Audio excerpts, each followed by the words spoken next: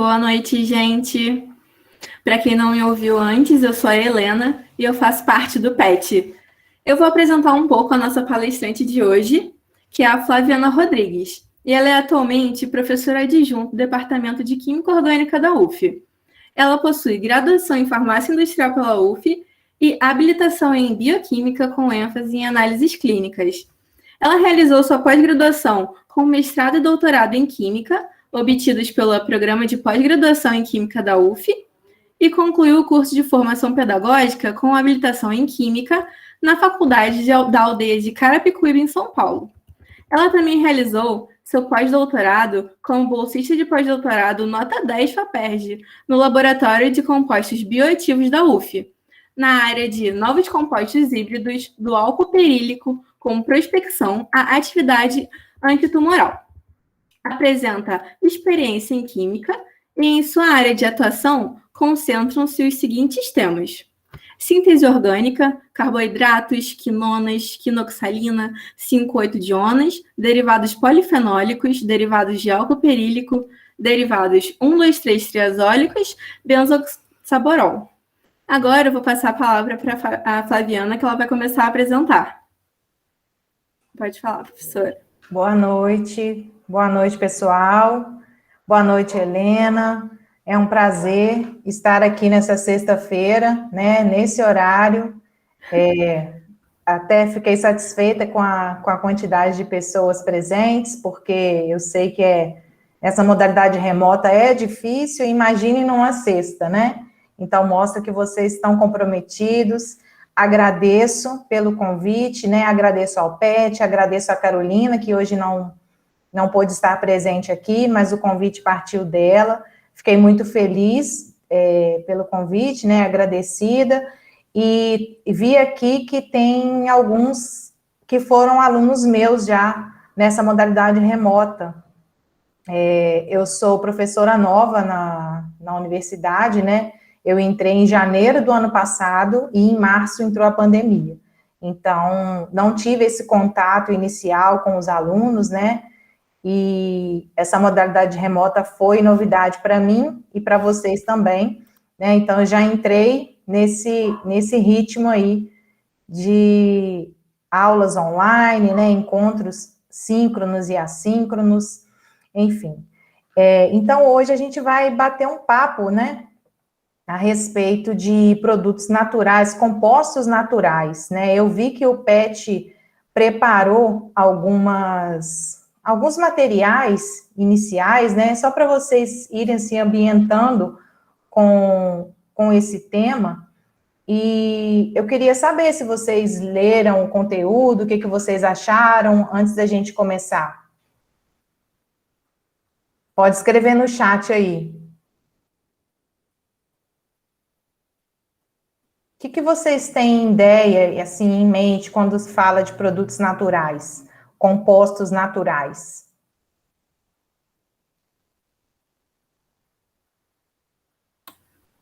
Podem falar, gente, não Podem sejam falar, tímidos. não precisa ficar com vergonha. Eu não li nenhum conteúdo, mas imagino que seja um composto que a gente extrai da natureza. Isso. Por exemplo, sem fazer nenhum processo. A gente extrai da natureza sem mexer em nada. Isso, exatamente. Exatamente. Mais alguém? O material, ele disponibilizava alguns exemplos, né, dessas substâncias que a gente encontra nos produtos de origem natural. Então, hoje, o que a gente vai conversar, né? A gente vai conversar um pouco sobre o que são esses compostos naturais, tá? Basicamente, a minha apresentação vai ser para mostrar para vocês os benefícios dessas substâncias naturais, sejam do ponto de vista benefícios para o nosso organismo, seja para benefícios medicinais, né? Eu coloquei aqui na apresentação vários exemplos que vocês vão observar de substâncias de origem natural, que são moléculas bioativas, né? Que têm alguma finalidade biológica. Se por acaso eu falar algum termo que vocês não entenderem, né, ao final, a Helena vai anotar as perguntas, e aí a gente pode bater, né, continuar batendo papo e tirar essas dúvidas de vocês, caso eu fale alguma nomenclatura que não seja do conhecimento de vocês, tá bom? Então, vamos lá. O que a gente entende, né, de compostos naturais? Compostos naturais, ou produtos naturais, ou substâncias naturais, são substâncias que são produzidas por algum organismo vivo, né? Esse organismo vivo poderia ser, por exemplo, a planta e todos os constituintes da planta, raiz, caule, folha, fruto, flor, né? Poderia ser proveniente de fungos, poderia ser proveniente de bactérias, poderia ser proveniente de animais, né? Alguns animais produzem substâncias que são importantes, né? Substâncias naturais que são importantes, e a gente vai ver aqui alguns exemplos. Do ponto de vista da química orgânica, aonde se insere, já que eu sou da química orgânica, né? Aonde se insere a questão dos produtos naturais? Os produtos naturais, eles são compostos orgânicos que são isolados de fontes naturais e são produzidos pelas vias do metabolismo primário e secundário. Já já eu falo para vocês aqui um pouquinho do que é esse metabolismo primário e secundário, tá? Só que a gente não pode olhar um composto de origem natural apenas por uma ótica, né? A química orgânica, ela contempla essas duas vias metabólicas. Mas se a gente olhar do ponto de vista da química medicinal e da farmacognosia, que é a área da farmacologia que está relacionada às plantas, né, que plantas com atividade biológica, a gente consegue definir como produto natural aquelas substâncias que são provenientes de metabólitos secundários, do metabolismo secundário. Então, já que tem essa definição de produtos naturais e, para a química orgânica, envolve metabolismo primário e secundário, e para a química medicinal e farmacognosia, envolve somente os metabólitos secundários, é importante a gente primeiro definir o que são metabólitos primários. Metabólitos primários são substâncias que são essenciais à sobrevivência do organismo que o produz, e é comum em todos os seres vivos. Quando eu comecei, eu falei que essas substâncias poderiam vir de fungos, bactérias, plantas ou de animais. Então, todas essas substâncias, elas têm os seus metabólitos primários. E existem diferentes vias metabólicas, que não é o objetivo da nossa apresentação de hoje, né? Existem diferentes vias metabólicas para gerar as substâncias que são essenciais para cada organismo. Quais são essas substâncias? Essas substâncias são carboidratos, lipídios, proteínas, ácidos nucleicos. Então, todos aqueles organismos vivos que eu comentei no início, eles são constituídos por carboidratos, por lipídios, por proteínas e ácidos nucleicos que têm composição química diferente. Por isso que para a química orgânica, a composição química não está relacionada à atividade biológica. Está relacionada apenas à presença de átomos, né? Grupos de átomos na molécula, que constituem esses compostos essenciais. E o que a gente classifica como metabólitos secundários? São substâncias que não são essenciais para a sobrevivência. Ela estando presente ou não, aquele organismo, ele vai se desenvolver, ele vai se manter ativo e vivo.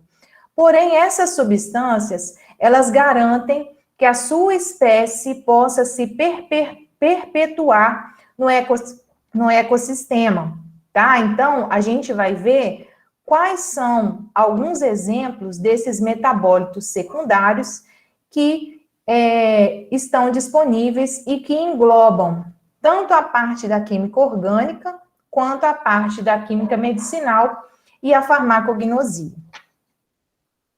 Mas antes da gente falar desses metabólitos secundários, já que eles não são essenciais para a sobrevivência da célula, existem alguns fatores que vão atuar efetivamente para que se possa aumentar ou diminuir a concentração desses metabólitos secundários, né? Aqui eu coloquei alguns, e novamente, não é o objetivo da nossa discussão entrar com mais detalhes nesses fatores, mas são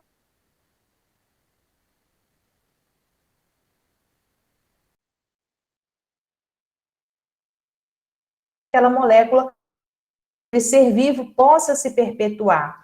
Por exemplo, a sazonalidade, né, as diferentes estações do ano, a gente sabe que tem determinadas plantas que se desenvolvem melhor no inverno, outras no verão. A gente sabe que relacionado às frutas, tem determinadas frutas que tem a época do ano que ela tem um sabor melhor, né? Por exemplo, agora a gente está na época do morango, né? Até o preço daquele nutriente, daquela fruta, né? No caso que a gente está falando, até isso influencia na quantidade de metabólitos que a gente consegue obter ao final, né? Outro parâmetro aqui, o índice pluviométrico, então a quantidade de água, a quantidade de chuva que aquela molécula, aquele ser vivo, ele está submetido, né? O ritmo circadiano daquele ser vivo, como ele se processa, né? Se à noite tem uma quantidade maior de produção, nós temos o ciclo circadiano, né? Os níveis de cortisol, eles aumentam na parte da manhã, por isso que a gente desperta no horário da manhã, né? Não necessariamente precisando da luz solar, né? O nosso organismo já entende que é o momento de despertar. Então, isso também vale para as plantas, para os fungos, né? Para os seres vivos de maneira geral. A incidência de radiações ultravioleta e a composição atmosférica, então, poluentes presentes, a incidência direta de luz ou a falta de luz, né, a falta da radiação, tudo isso pode interferir na composição desse metabólito secundário. Além disso, macronutrientes, micronutrientes e água também são importantes para a sobrevivência dos organismos vivos, né? E cada organismo tem as suas características, né? Os seus macronutrientes que vão manter a sobrevivência, né? Aqui nós também temos temperatura e a altitude que também podem interferir nessa questão da composição dos metabólitos secundários. Mas como eu posso obter esses metabólitos secundários? Né? Eu preciso, de alguma forma, remover essa substância do ser vivo, né? Então, existem diferentes formas de obter esses metabólitos secundários. A forma mais comum, principalmente quando se trata de plantas, é através da extração. O que é a técnica de extração? A extração é quando a gente utiliza um solvente que vai solubilizar a sua substância, no caso, nosso metabólito secundário, e a gente utiliza um meio aquoso para que se possa formar duas fases. O que é o ideal na extração? O ideal é que o seu metabólito secundário seja solúvel no solvente, ou seja, ele não vá para a água, para que você recupere todo aquele seu metabólito secundário, e após fazer o processo de extração, a gente verifica duas fases, e aí quando você faz esse processo de extração, você recupera o metabólito secundário, evapora o solvente, e você obtém todo aquele seu extrato na sua forma pura, né? Às vezes, a gente necessita fazer algum outro processo de purificação, né, de repente uma coluna cromatográfica, outras técnicas, né, que a gente também poderia utilizar para purificar ou recristalização, enfim. Mas a extração é a metodologia mais comum para obtenção dos metabólitos secundários. E onde estão esses metabólitos secundários? Estão presentes em plantas, em micro-organismos, como, por exemplo, bactérias e fungos, e também em animais. Então, baseado nisso, eu vou agora apresentar para vocês alguns metabólitos secundários que foram extraídos de plantas, ou de micro-organismos, ou de animais, e as aplicações dessas substâncias, as aplicações, sejam elas biológicas, né? As aplicações, de uma forma geral, que a gente encontra para aquela substância, certo? Bom, a primeira delas é o alho. Se a gente olhar o alho, né? O alho é um tempero, é um condimento muito utilizado, né? Se a gente pegar o alho e fizer o processo de extração do alho, quando eles fizeram o processo de extração, eles detectaram que esse tubérculo, ele tinha mais de 30 componentes. Mais de 30 componentes foram detectados ali na composição química do alho. Mas o componente principal encontrado no alho foi esse componente aqui, a alicina. Então, o alho, ele é extraído, né, do alho, o alho, o princípio ativo, né, a espécie é o alho sativum, presente na planta herbácea da família Liliaceae, e o principal componente ativo é a alicina. Para que o alho é utilizado? Ele é utilizado na culinária há muitos e muitos anos, né? E geralmente, quando você faz buscas relacionadas à molécula do alho, você encontra que o alho combate males do corpo e da alma. Do corpo, porque é ele que dá o tempero, ele que dá o sabor, junto com o sal, né? Ele dá o sabor ao alimento, né? E, além de fornecer o sabor, há muitos e muitos anos foi descoberto que o alho, ele possui uma atividade relacionada ao tratamento de doenças cardíacas e de circulação. O alho, ele tem propriedades anti-inflamatórias extremamente relevantes. Experimenta tomar chá de alho quando você estiver gripado, experimenta mastigar um dente de alho mesmo quando você está gripado. Eu já fiz isso e na hora você descongestiona todo o rosto, tudo que tiver congestionado, você melhora. É questão de 40 minutos e você recupera desse processo inflamatório, né? Principalmente com coriza, aquela inflamação bem intensa mesmo, tá? Além disso, ele também era utilizado antigamente para o tratamento de problemas do coração, tumores, parasitas intestinais, picadas de inseto, né? A gente sabe que o alho tem um cheiro bem característico, né? Um cheiro bem forte, então ele tem essa propriedade também de, vamos dizer, espantar os insetos, né? E aí, não somente os insetos, existia uma crença, eu já falei, a alicina é o princípio ativo do alho, né?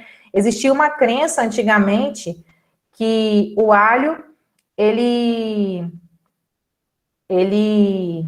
espantava lobisomens, vampiros, né? Era aquela substância que tinha essa propriedade, né? De afastar esses seres que a gente sabe que não existe, mas de afastar, isso era crença de antigamente, né?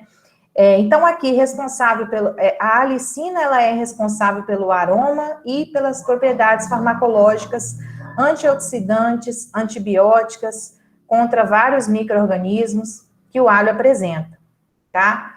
Tanto a Anvisa quanto a Organização Mundial de Saúde, se vocês fizerem uma busca na internet, alho e Anvisa, alho e a Organização Mundial da Saúde, eles recomendam a utilização de alho na dieta em função dessas propriedades que eu destaquei aqui para vocês, principalmente a propriedade antioxidante, tá? Toda vez que a gente falar, toda vez que vocês lerem algo relacionado a antioxidante, vocês têm que ter em mente duas características, principalmente, tá? Antioxidante é uma molécula que vai prevenir a formação de radicais livres. E radicais livres, eles podem atuar de duas formas distintas. Os radicais livres, eles podem fazer com que a célula ela possa envelhecer. Então, por exemplo, diversos cosméticos têm propriedades antioxidantes, porque a presença de radicais livres faz com que a célula envelheça. E também é muito importante essa propriedade antioxidante, porque muitos tipos de câncer são desencadeados através da geração de radicais livres. Então, se você tem substâncias que atuam como agente antioxidante, isso é extremamente interessante, tá? Então, o alho também atua nesse sentido, tá? O extrato aquoso do alho, ele previne e trata enfermidades como, por exemplo, artrite, dor de dente, tosse, constipação, infestação, picadas de cobra, enfim, diversas doenças, né? Aqui, como eu falei, né, uma lenda muito famosa que o alho poderia repelir vampiros e lobisomens, né? Antigamente as pessoas tinham essa crença. E aí, como eu vou obter o princípio ativo do alho? Eu preciso fazer o processo de extração, né? Eu preciso remover esse princípio ativo do alho. Como que eu faço isso? O alho, ele é composto pela aliina. A aliina, ela tem um fragmento aqui da cisteína com o sulfóxido, por isso ele é um sulfóxido de cisteína. Ela é...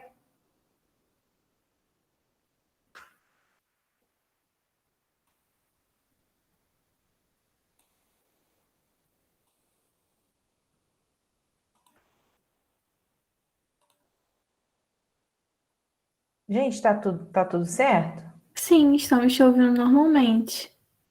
Eu achei que tinha caído, desculpa. Não, Pareceu que tinha fechado aqui. não, a gente continua vendo sua apresentação. Ok. Então, vou voltar para ela também. Então, aqui a aliina, ela é um sulfóxido de cisteína e o alho na forma crua, né? Você pega o alho da plantação ou do hortifruti, onde você, mais próximo da sua casa, supermercado, ele tem uma concentração grande de aliina. E aí, a aliina, ela é a precursora sintética da alicina. Como eu obtenho a alicina? Quando eu faço a etapa de cortar o alho ou triturar o alho, vocês já viram que ele vai liberando um líquido? Não é exatamente um líquido, mas a gente percebe que o alho vai se tornando um pouco mais molhado, né? Quando isso acontece, a gente está liberando a enzima denominada aliinase, que é a enzima responsável pela conversão da aliina na alicina. E aí a gente consegue, formando a alicina, uma vez formando a alicina, a gente consegue sentir o gosto do alho, o cheiro do alho, o sabor do alho, que a gente sabe que é diferente o cheiro e o sabor quando a gente está cozinhando, do cheiro e o sabor que a gente sente no supermercado ou no hortifruti, tá? Então, isso é em função dessa propriedade. Outro composto natural, que também é obtido a partir de plantas, são esses dois compostos aqui. Se vocês olharem a estrutura molecular, eu sei que às vezes vocês não têm um olhar assim mais voltado para a parte química, né? Apesar de vocês serem da engenharia, às vezes vocês têm um certo receio com a química. Se vocês olharem a estrutura molecular, vocês veem 2 hidrocarbonetos insaturados, né? E tanto o beta-caroteno quanto o licopeno, eles são classificados como carotenos, que apresentam 40 átomos de carbono. Então, tem uma cadeia carbônica bastante extensa, né? A gente consegue comprovar aqui. O licopeno, a gente observa os alimentos que são ricos em licopeno, o principal representante é o tomate, mas também a gente encontra em amoras e frutas vermelhas. E o beta-caroteno, ele está presente em frutas e legumes e frutas e legumes que tem cor amarela, laranja e vermelha, bem forte, né? Então, aqui presente na cenoura, na abóbora, no mamão, na manga, beterraba, são alimentos, são fontes naturais dessas substâncias, tá? Assim como a gente viu que o alho, ele apresenta propriedades antioxidantes, o beta-caroteno, né, de forma geral, ele também apresenta essa ação antioxidante, principalmente contra doenças cardiovasculares. Como eu falei para vocês, a ação antioxidante, ela não se resume apenas a um tipo de enfermidade, né? Algumas doenças cardiovasculares também podem ser desencadeadas através da liberação de radicais livres. Então, o beta-caroteno, ele atua inibindo esses radicais livres, tá? E, além disso, outra característica importante, né, a gente até já falou, eles são hidrocarbonetos poliênicos com variados graus de insaturação. O que a gente observa no beta-caroteno? Então, quando a gente ingere uma substância rica em caroteno, o que acontece no nosso organismo? Além dessa propriedade antioxidante, né, o beta-caroteno, ele é extremamente importante para combater essa doença que é chamada de xeroftalmia, que é a cegueira, tá? A deficiência de uma vitamina, que é denominada vitamina A, que está mostrada aqui, que é o retinol, né? A deficiência dessa substância pode gerar cegueira. Então, os alimentos que são ricos em beta-caroteno, eles atuam prevenindo a cegueira. Como que acontece, então, quando a gente ingere o beta-caroteno no nosso organismo, né? É como se a gente pegasse, através de enzimas do nosso organismo, a gente quebrasse essa molécula no meio. Então, essa molécula é quebrada ao meio, exatamente na ligação dupla central, 15 e 15'. Então, ela é quebrada aqui no meio, e o produto resultante dessa quebra, ele é o retinal. Então, como a gente verifica aqui, essa terminação al é o que caracteriza a presença de um aldeído dentro de uma função orgânica. Você já deve ter visto isso lá no ensino médio. Então, aqui eu tenho na molécula do retinal o meu aldeído. Quando há quebra através das enzimas, eu formo o retinal, e uma vez formado o retinal, ele é rapidamente convertido no retinol. Se a gente for olhar do ponto de vista químico, aqui há uma redução da carbonila de um aldeído para um álcool. Quem já fez orgânica aí comigo, já viu essa reação, né? Então, essa conversão, ela é reversível, tá? Então, o retinal, ele pode ser reduzido ao álcool, e o retinol, ele pode ser oxidado ao aldeído. Então, as enzimas presentes no nosso organismo, elas têm esse equilíbrio aqui para que se possa formar o retinol. Ele é extremamente importante para evitar essa questão da xeroftalmia. E na clivagem assimétrica, o que a gente observa? Outras enzimas formam o beta-apocarotenase. Também temos aqui um aldeído. Quando é formado essa espécie, ele rapidamente se converte no retinal.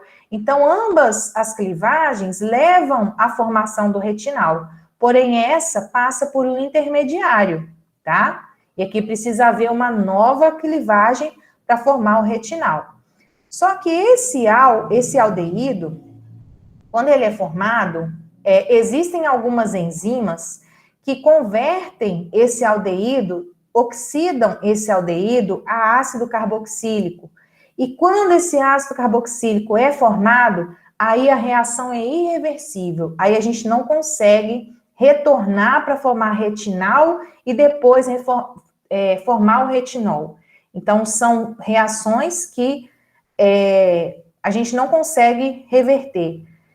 O que a gente faz, então? A gente tem que tentar ingerir alimentos que liberem beta-caroteno para que a gente possa ter uma alta concentração do retinol, da vitamina A no nosso organismo, tá certo? Aqui um outro exemplo de composto natural que está presente em plantas e também em fungos, né? As alfa-glicanas do tipo 1,4 e alfa-glicanas do tipo 1,6. Por que 1,4 e 1,6? A numeração, essa cadeia aqui de moléculas, né? A gente tem aqui polissacarídeos, que são considerados polissacarídeos fibrosos.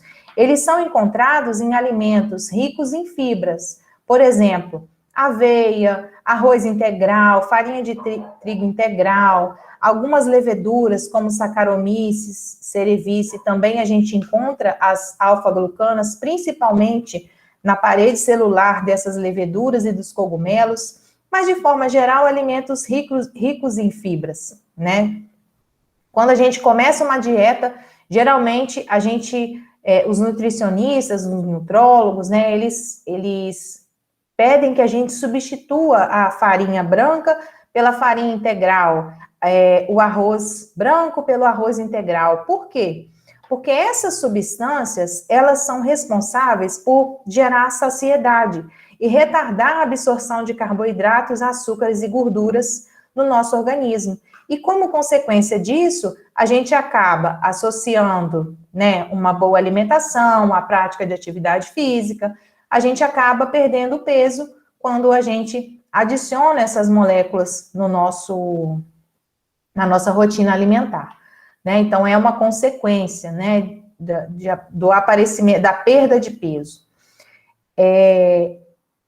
E, além disso, essas substâncias, elas possuem, reduzem o risco do aparecimento de câncer, principalmente do trato alimentar, como o colo retal e o gástrico, tá? Então, essa nomenclatura 1,4, o que é a estrutura dessa molécula?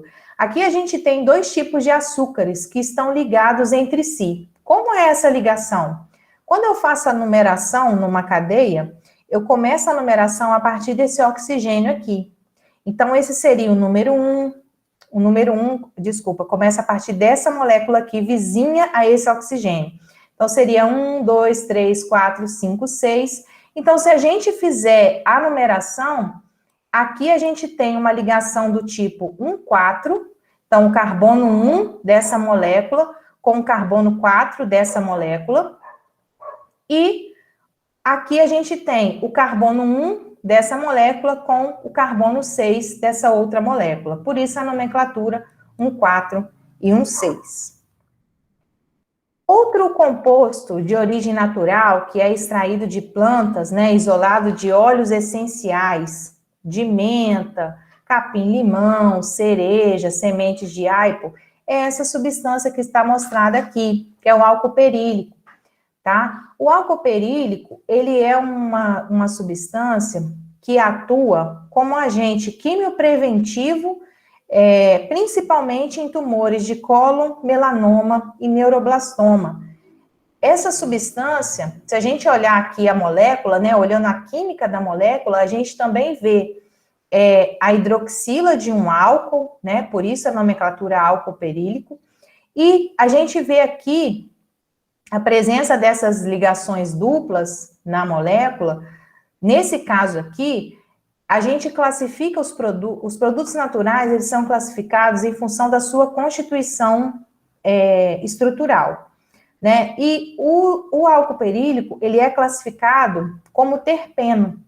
Terpeno, ele apresenta uma ligação dupla, é como se a gente tivesse um pedacinho aqui da molécula, se a gente fosse analisar, né? É como se a gente tivesse sempre presente esse esqueleto aqui da molécula. Então, a gente tem esse esqueleto desse lado e a gente tem esse esqueleto do outro lado, tá? Então, aqui é o que a gente caracteriza a presença de um terpeno na molécula. Essa substância, ela está sendo utilizada em estudos pré-clínicos, e esses estudos estão mostrando que essa substância, ela possui ação contra células de tumor cerebral. Eu não sei se é de conhecimento de vocês, mas quando o paciente é diagnosticado com tumor cerebral, o prognóstico desse paciente é muito complicado, porque o cérebro é uma máquina, né? É um órgão que está em funcionamento constante, está sempre trabalhando, então tem um metabolismo acelerado. Então, é uma tendência que as células tumorais, elas já têm um metabolismo acelerado. E quando essa célula tumoral está presente no cérebro, ela tem um metabolismo ainda mais acelerado. Por isso que é muito difícil encontrar uma substância que seja 100%, ainda não conseguimos, né, uma substância 100% ativa para tratar tumor cerebral. As substâncias disponíveis, elas apenas prorrogam o tempo de vida do paciente, né? Então, antigamente, o paciente chegava até 2 anos de tratamento, desde o diagnóstico, né, até ele vir a óbito, e hoje isso já foi estendido para 4, 5 anos após o diagnóstico, né? Então, isso é importante para preparar a família, né? Tem todo um contexto por trás disso, tá? Então, essa substância, ela atua induzindo a apoptose da célula tumoral. Eu não sei se vocês conhecem esse termo, mas a apoptose é a morte da célula. E qual é o grande desafio para as pessoas que desenvolvem moléculas que vão atuar contra o câncer, ou quando a gente usa um composto de origem natural mesmo para combater o câncer? O grande desafio é selecionar uma substância que seja ativa apenas contra a célula tumoral. Os medicamentos, os antitumorais disponíveis, eles não selecionam qual é a célula tumoral, qual é a célula normal. E por isso que os pacientes que fazem o tratamento de câncer, eles apresentam tantos efeitos colaterais durante o tratamento, né? Tem náuseas, vômitos, quedas de cabelo, isso tudo está relacionado com a falta de seletividade dos medicamentos que estão sendo utilizados para aquele tratamento, né? Isso eu estou falando no caso da quimioterapia, tá? A terapia utilizando substâncias químicas. Existem outros tipos de tratamento que têm outros efeitos colaterais. Aqui, olhando apenas a parte química, tá? E o que o álcool perílico ele faz? Ele atua causando a morte apenas da célula tumoral. Então, a célula normal, ela não é afetada pelo álcool perílico. O álcool perílico, eu já tive a oportunidade de ver um paciente fazendo o tratamento com álcool perílico, e o tratamento é feito com um inalador, a substância é colocada ali no inalador, a pessoa pode fazer em casa, e ela ela aspira, né, aquela substância, e o cheiro que fica no quarto, no ambiente, é um cheirinho de limão, porque o álcool perílico, ele também está presente na casca do limão, além de outras substâncias, tá? Então, essa característica aí é bem interessante dessa molécula. E aqui na UF, também não sei se é de conhecimento de vocês, 2 pesquisadores são relacionados à química, né, a essa pesquisa relacionada ao álcool perílico, que é o Dr. Clóvis e a doutora Tereza. O Clóvis é professor da Faculdade de Medicina da UF e a Tereza é professora do Instituto de Biologia aqui da UF. Eles trabalham, então, em parceria, desenvolvendo esse tratamento lá no Hospital Universitário Antônio Pedro. Por que essas modificações, por que é importante a gente ter uma visão química, né, e ter uma visão para transformar a molécula? Como eu falei para vocês, o tratamento, ele é feito por via inalatória, não é feito por via oral. Quando eles tentaram fazer o tratamento por via oral, a via oral, ela não funcionou. Porque nós temos enzimas no nosso corpo que promovem a oxidação do álcool perílico. Então, ele era oxidado até aldeído perílico, depois ele era oxidado a ácido carboxílico perílico, e aí ele perdia o seu efeito, tá? Então, em função disso, a via de administração dessa substância teve que ser por via inalatória. E a via inalatória foi interessante, já que ele atua no tumor cerebral, automaticamente, quando inala, já consegue atingir as células do tumor cerebral, tá?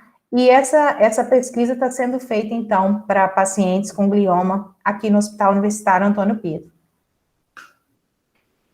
Outro derivado bastante importante que merece destaque é o resveratrol, tá? Essa substância, ele é um polifenol. O fenol é quando a gente tem aqui o anel aromático, né? E ligado a esse anel aromático, a gente tem a hidroxila. Então, ele é um polifenol porque tem várias hidroxilas ligadas aqui ao anel aromático, né? Se a gente olhar aqui a química dessa substância, a gente tem um composto que é totalmente conjugado, então ele é altamente estável, tá? Quando eu digo conjugado, as ligações duplas e simples, elas se alternam, tá? Então você vê ligação dupla, simples, dupla, simples, dupla, simples, isso é um composto conjugado. O resveratrol, então, ele é encontrado em semente de uva, películas de uva preta e também no vinho tinto, tá? Mas não é aquele vinho, não é aquele suco de caixinha, tá? É aquele suco, a alta concentração do resveratrol é aquele suco que vem em garrafa, aquele suco que tem um sabor bem forte, parece até que é um vinho mesmo. Essa substância, ela também atua como quimiopreventivo.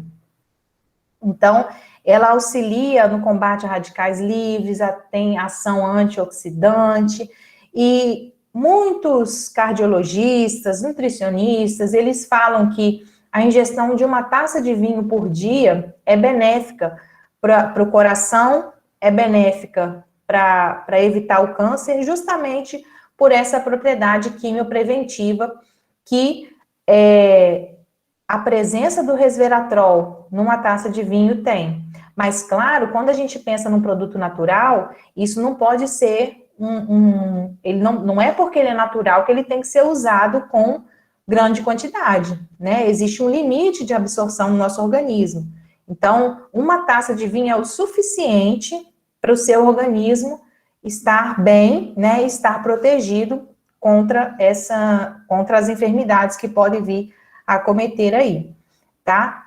E aqui, do ponto de vista químico, aí vem a questão da gente tentar entender, né, a questão da química, né?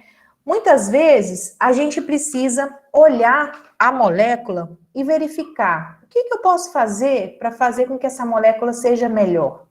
Imagina, eu não posso tomar uma taça de vinho, eu quero tomar mais que uma taça de vinho por dia, porque eu quero mais quantidade de resveratrol, mas eu não posso beber isso tudo por dia, porque tem outras coisas por trás disso.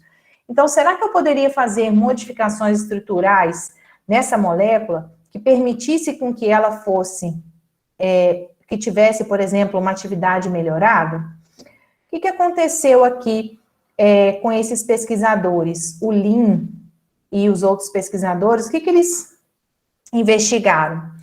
Quando eles introduziram grupos metoxi, OCH3, no anel aromático do polifenol, ele obteve essa substância aqui. Ele batizou essa substância como DMU-212.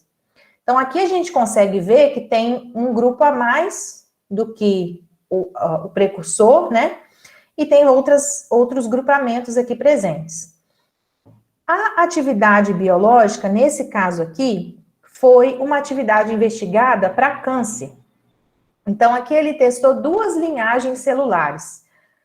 A MDA-MB, que é relacionada ao câncer de mama, e a linhagem A375, que é um tipo de câncer chamado melanoma. A atividade antitumoral das substâncias, ela é avaliada através desse valor de IC50, que é uma concentração necessária de uma substância, no caso do antitumoral, para reduzir o crescimento da célula em 50%. Então, é como se a gente tivesse metade da célula parou de crescer. E aí, quanto menor esse valor, indica que mais potente é a substância. Se vocês observarem, ele comparou o resveratrol com essa substância que ele planejou. E esse planejamento, apenas a introdução desses outros grupos, fez com que essa molécula fosse mais potente do que o precursor sintético, né? A gente vê aqui uma diminuição expressiva do valor, tanto para câncer de mama, quanto para câncer de melanoma. Então, indica que essa modificação estrutural que foi proposta foi uma modificação interessante, né? E você pode manter as características preventivas do derivado polifenólico, tá? Através dessa modificação estrutural. Outro composto natural obtido a partir de plantas é essa substância aqui, esse anel aqui fundido, né? Ela é chamada de artemisina. Da onde essa substância é extraída? É extraída dessa plantinha aqui, a Artemisia annuato. Se a gente olhar a parte química dessa molécula, o que a gente observa? A gente vê aqui a função éster, a presença da função éster. Quando a gente tem o éster num ciclo, a gente chama esse éster de lactama. Então, aqui a gente tem a parte da lactama, a gente tem o trioxano, ligado aqui, a gente tem um peróxido, né? Ligado aqui ao grupo acetal, caracterizando o trioxano dessa molécula. E essa molécula, ela mostrou-se bastante efetiva para combater a malária. Helena, se eu estiver estourando o tempo, você me avisa, tá bom? Pode continuar falando, professora. Eu acho que ninguém vai se importar se for um pouco mais longa. Então tá. Então, essa substância, ela é utilizada no combate à malária, e mais recentemente, a vários tipos de câncer, como, por exemplo, câncer de mama e câncer de pulmão, e também ao citomegalovírus, né? Então, ela já apresentou uma atividade antiviral e antitumoral aí. Só que essa substância, ela apresenta um inconveniente muito relevante. Ela tem baixa solubilidade, tanto em água quanto em óleo. E aí vem a questão da gente fazer transformações químicas para que a gente possa melhorar essa propriedade ruim da molécula. Então, o que foi proposto? Primeiramente, foi proposta uma modificação estrutural, substituindo aquela carbonila do éster pelo grupo metóxi, né? Aqui a gente obteve um éter. Essa substância aqui é um fármaco, o Artimeter. Ele é solúvel em óleo. Ele também apresenta propriedades antimaláricas, ele é utilizado como antimalárico. Então, eu resolvi a questão da falta de solubilidade da artemisina a partir da substituição dessa carbonila por esse grupamento. Essa cobrinha aqui que vocês estão vendo, indica que essa ligação entre o carbono e o oxigênio, ela poderia estar para trás ou para frente, né? Como a gente representa aqui, com a cunha cheia, estaria para frente do plano, e com a cunha tracejada, estaria atrás do plano, tá? Então, esse tracinho, essa cobrinha, indicaria isso. Outra modificação estrutural proposta foi o seguinte: vamos introduzir uma cadeia nesse núcleo da artemisina, e quando eu inserir essa cadeia, eu vou formar um sal. Aqui eu tenho o carboxilato e o sal de sódio, né? Então, essa molécula toda aqui é o artesunato de sódio, também utilizado na terapêutica, né? E ele, sim, agora ele é solúvel em água, tá? Porém, quando a questão da solubilidade foi resolvida, né? Introduzindo esse sal. Porém, esse composto, esse sal, ele sofre hidrólise muito rapidamente, muito facilmente. Então, ele não tem estabilidade para se manter nessa forma. Vamos fazer mais uma modificação estrutural, então, a partir desse sal, A gente vai introduzir diferentes ácidos, a gente não, né? Quem propôs essa rota aí, propôs inserir um ácido carboxílico na molécula, e a presença do ácido carboxílico fez com que aquele composto ficasse menos ativo que o sal, precursor sintético. Resolveu a questão da solubilidade, porém, foi ruim a questão da atividade biológica. E inserindo os maleatos e os oxalatos na molécula, aqui sim foram moléculas que foram promissoras e apresentaram melhor solubilidade e estabilidade. Então, daí vem a questão de identificar essas questões pontuais da molécula, né, o que caracteriza a estrutura da molécula e as modificações que a gente pode fazer nessa molécula, tá?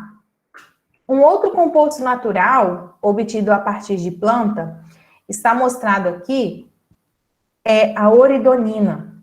Ela é extraída dessa plantinha aqui, dessa florzinha, da Isodon rubensis.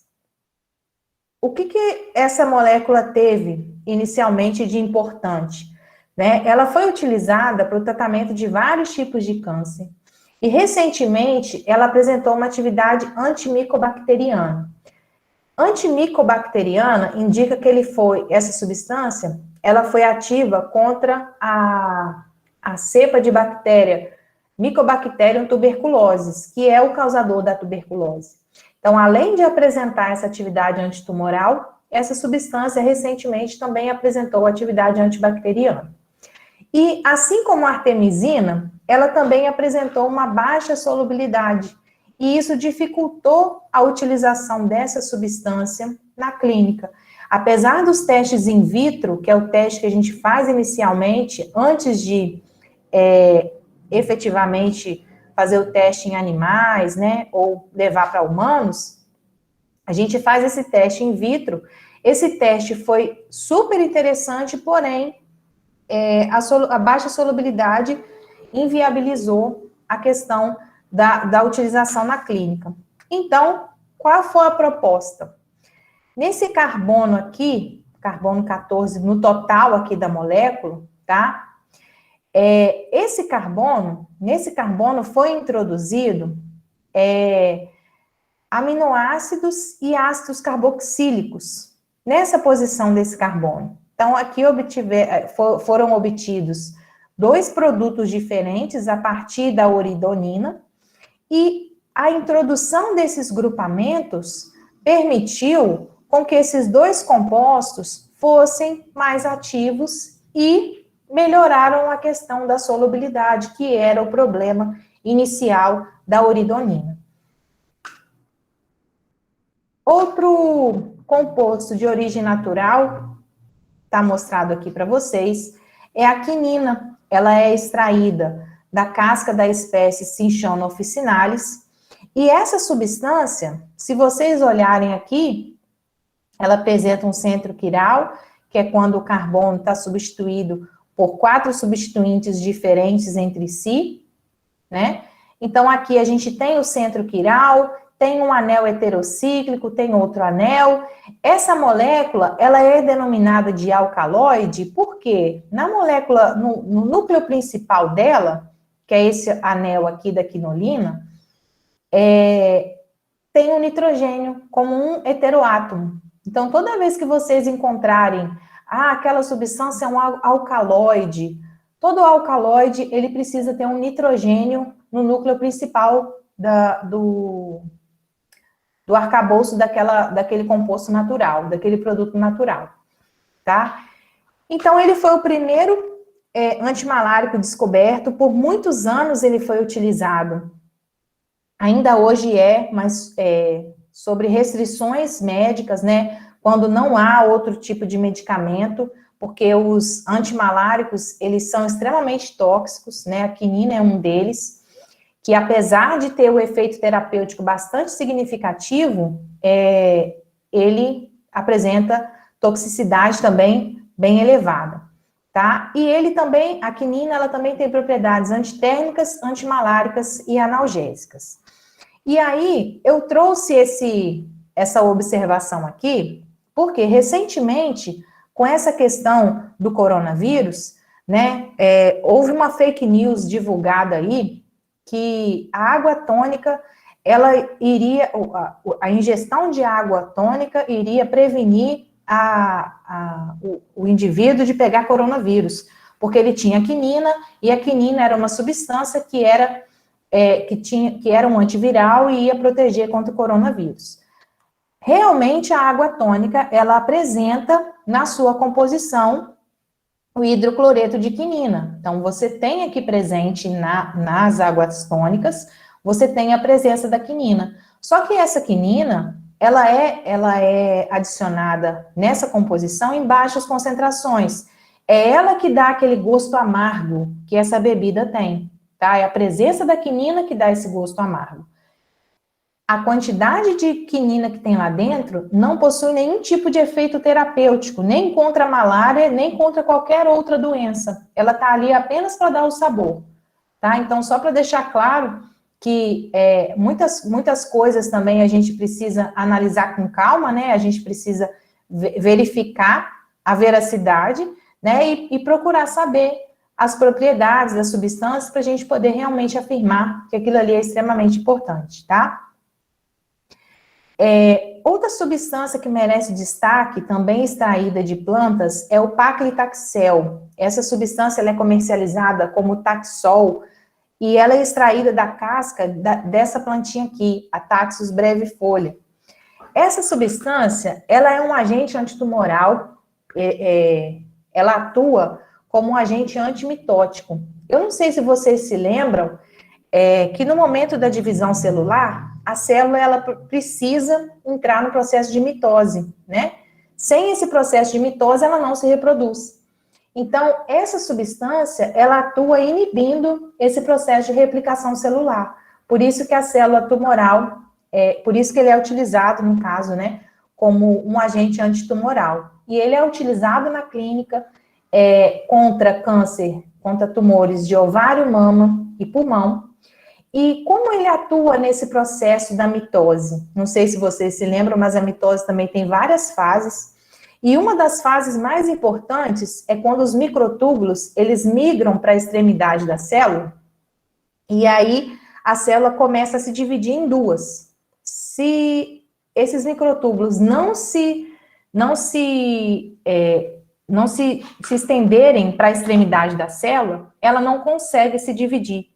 Tá? Então, o que o paclitaxel faz? Ele estabiliza esse microtúbulo e, com isso, a célula não consegue se reproduzir, ela não consegue se dividir em duas, tá? E aí, ela promove a polimerização. A célula fica ali dentro até o momento que ela não consegue sobreviver, porque ela tá produzindo substância para poder replicar e virar em duas, mas não está conseguindo finalizar aquele processo, tá? Então, o agente antimitótico, nesse caso aqui, né, essa substância atua nesse sentido. Aqui, uma curiosidade bastante interessante, quando essa substância foi descoberta, isso já tem aí um bom tempo, a planta da qual ela é extraída esse princípio ativo, ela encontra-se em extinção. Por quê? Porque são necessários muitos anos para poder levar à maturação dessa planta. Então, as pessoas começaram a fazer a extração dessa substância de forma muito acelerada e a planta não conseguia replicar. E aí vem a questão de saber fazer as modificações estruturais necessárias para obter essa substância de forma sintética e não de forma natural. Nesse caso aqui, é extremamente interessante propor rotas sintéticas para a síntese desse núcleo. Mas se vocês olharem, olha a complexidade estrutural que essa molécula apresenta. Então, foi um grande desafio para que essa substância fosse sintetizada no laboratório. Tá? Hoje existe síntese dessa substância, mas o produto natural tem coisa que o homem transforma, mas não é idêntico à natureza. A utilização do produto natural tem uma quantidade muito maior de princípio ativo, tá? Então, o rendimento cai no final do processo sintético, enfim, vários parâmetros. Consegue-se fazer paclitaxel de forma sintética, tá? Hoje é possível essa síntese, e essa substância, ela é utilizada. Uma curiosidade, né, só para vocês terem uma ideia no valor desse fármaco, e esse valor, ele varia de acordo com a via de administração, então via oral, via intravenosa, e a dose desse medicamento, e também o tratamento, né? Então, só para vocês terem uma ideia aí do custo, quando se é acometido pelo câncer, né, e quando se utiliza essa substância para o tratamento.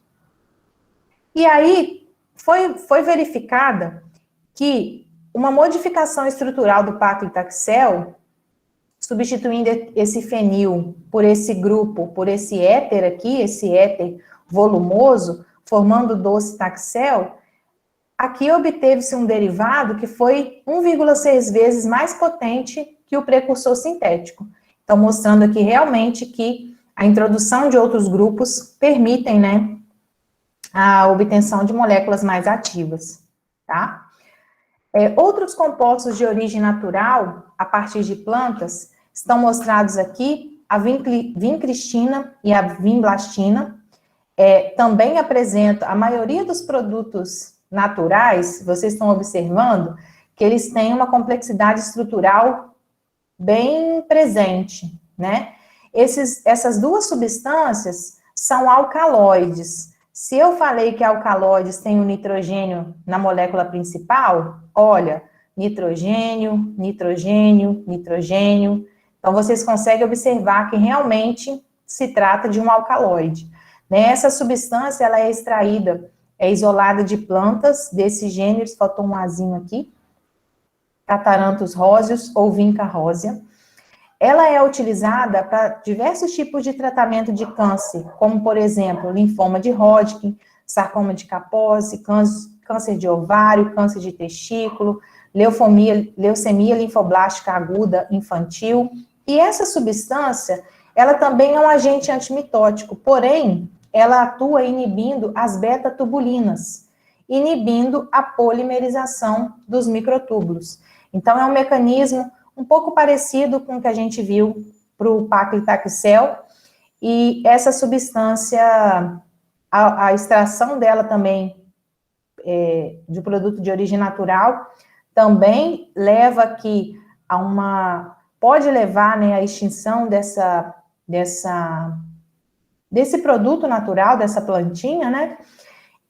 Porém, essa planta, ela tem um crescimento mais acelerado quando comparado com a planta que dá origem ao Taxol, tá? Então, não é ameaçado quanto a gente viu para o outro fármaco, certo? Existe uma outra substância, que é o Lapachol, essa substância que eu estou mostrando aí para vocês. O Lapachol é uma quinona, que é extraída desse ipê roxo, que é o Tabebuia avelanedae. Esse ipê roxo, ele tem, então, uma grande concentração do Lapachol. Eu falei para vocês que ele é uma quinona, né? Como eu olho para a molécula e identifico uma quinona? Uma quinona, ela precisa ter pelo menos um anel, esse anel aqui, e nesse anel eu preciso ter 2 carbonilas.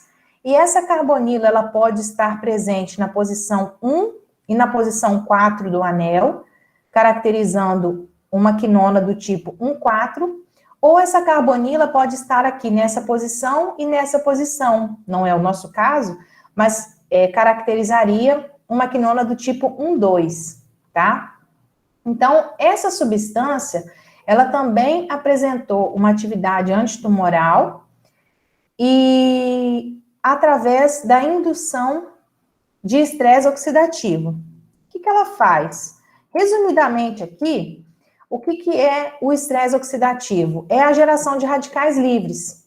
Então, aqui, a quinona, ela é reduzida ao radical semiquinona, e aqui acontecem várias outras transformações que convertem o oxigênio em oxigênio radicalar, esse pontinho aqui significa oxigênio radicalar.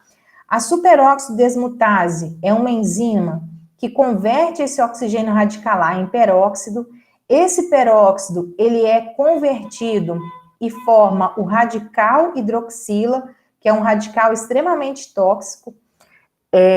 E aqui também tem a catalase, que converte o peróxido de hidrogênio em oxigênio e água, então mais oxigênio pode ser convertido aqui e retornar esse ciclo, tá? Aqui o ferro, ele é um cofator, ele participa dessa reação de Fenton para gerar esse grupo hidróxido radicalar, e a geração dessas espécies radicalares gera um estresse oxidativo, causando peroxidação lipídica, ruptura do DNA, danos às proteínas e aos ácidos nucleicos, então pode levar à apoptose da célula tumoral, tá? Então, a geração de radicais livres, ela pode fazer com que o nosso organismo não desencadeie o câncer, mas também ela pode fazer com que uma célula tumoral possa vir a morrer. Induzir estresse oxidativo numa célula tumoral é importante para ela poder levar à morte daquela célula, tá? Outro representante aqui da classe das quinonas, agora se vocês observarem, eu não estou falando mais de plantas, né? Agora eu estou falando de compostos naturais obtidos a partir de fungos. Aqui eu tenho dois representantes, a dalnorubicina e a adriamicina, que também é conhecida como doxorubicina. Se vocês olharem aqui, o arcabouço estrutural dessa molécula, a gente tem aqui 4 anéis, né? Por isso ela é classificada como uma antraciclina. Mas a gente vê aqui na molécula dela uma quinona também. Vocês conseguem ver aqui? Então, ela também é um representante da classe das quinonas. Tem a carbonila, que eu falei agora há pouco para vocês, a carbonila disposta aqui no carbono 1 e no carbono 4. Né? Não é a numeração geral da cadeia, mas só para vocês entenderem que se a gente estivesse olhando apenas esse núcleozinho aqui. Então, essas substâncias, elas são isoladas dos fungos dessas espécies, Streptomyces pesceutius e Streptomyces esse nome aqui, não vou falar errado, respectivamente, tá? E essas substâncias, elas também são utilizadas para o tratamento da leucemia, para o câncer de pulmão, câncer da tireoide e linfoma de Hodgkin e não Hodgkin. O que essa substância ela faz? Ela atua inibindo a síntese de DNA através da inibição de uma enzima que é super importante para a replicação do DNA, que é a topoisomerase 2. Só que essas substâncias, elas apresentam efeitos tóxicos muito significativos, tá? Elas são muito cardiotóxicas, então, às vezes, o paciente, ele está fazendo tratamento de câncer com a utilização dessa substância, e ele pode desencadear alguma doença no coração, tá?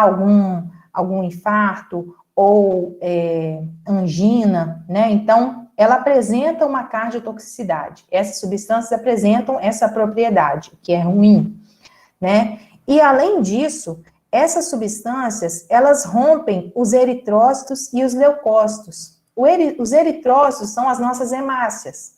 As hemácias são responsáveis por transporte de oxigênio. Então, são extremamente importantes para a sobrevivência da célula. E os leucócitos são nossas células de defesa. Então, levar ao rompimento dessas células vai comprometer o nosso organismo, tá? Apesar desses efeitos colaterais, esses efeitos tóxicos significativos, essas substâncias são utilizadas na terapêutica, tá? Hoje em dia, o que está sendo muito utilizado com elas? Elas estão sendo comercializadas na forma de nanopartículas. Quando você faz aquele fármaco na forma de nanopartícula, você garante que ele vá ser liberado naquele órgão que ele precisa ter efetivamente a sua ação biológica. Então, evita que o estômago e o fígado possam fazer transformações e inativar aquele determinado fármaco, né? Então, talvez nessa forma de nanopartícula, eles estão verificando que essa cardiotoxicidade e o rompimento dos eritrócitos e leucócitos está sendo bem inferior ao que é visto normalmente, tá?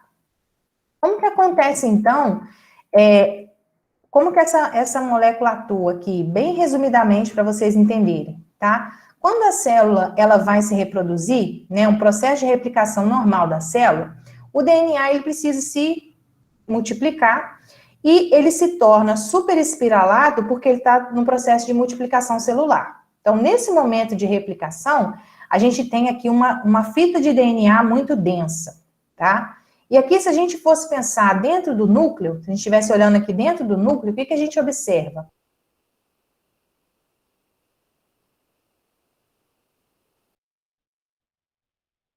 Que o DNA, ele tem, são duas fitas de bases nitrogenadas, né, dos ácidos nucleicos ali dentro, e essa enzima, ela quebra essa fita de DNA dupla. E aí, ela quebra, e logo depois, ela promove a rotação da fita de DNA para aliviar a tensão, e no final, a gente tem aqui o processo de replicação celular finalizado, tá? Então, ela alivia a tensão no momento que ela corta a fita de DNA, então ela cliva a dupla fita de DNA e rotaciona a molécula, aliviando a tensão daquela fita de DNA. O que aquela molécula faz? A doxorubicina e a dalnorubicina. Quando aquela enzima, a topoisomerase, ela vai fazer a clivagem da dupla fita de DNA, essa molécula, ela forma um complexo enzima, DNA e o fármaco. E aí, quando forma esse complexo, o DNA não alivia a tensão. A fita dupla não é quebrada. E isso causa um determinado estresse dentro da célula, porque não houve alívio da tensão dessa fita de DNA, e aí acontece a apoptose da célula tumoral. Tá? Então, bem simplificado assim, só para vocês entenderem um pouquinho o que acontece no organismo. E aqui, um outro exemplo de composto natural obtido a partir de fungo é a penicilina. Né? Essa substância ela foi descoberta ao acaso pelo Alexander Fleming. Ele é um potente antibiótico, né? A partir dele foram descobertos outros compostos a partir de fungo, outras classes de antibióticos a partir de fungo. E como eu falei para vocês, muitas modificações estruturais foram propostas para poder obter novas moléculas bioativas, tá? Essa substância, ela atua inibindo a síntese da parede celular. Então, na bactéria, a bactéria tem uma constituição celular que confere a ela uma certa resistência. E essa resistência, por que é tão difícil combater as infecções bacterianas? Por que quando a gente tem algum tipo de infecção, a gente precisa tomar o antibiótico até o fim, mesmo que a gente apresente um prognóstico melhor, né, mesmo que a gente tenha uma melhora naquela doença, é interessante que você vá até o fim do tratamento, porque as bactérias, elas têm um mecanismo de resistência que é muito forte, muito intenso, e essa resistência faz com que os fármacos que estão disponíveis deixem de ter uma ação.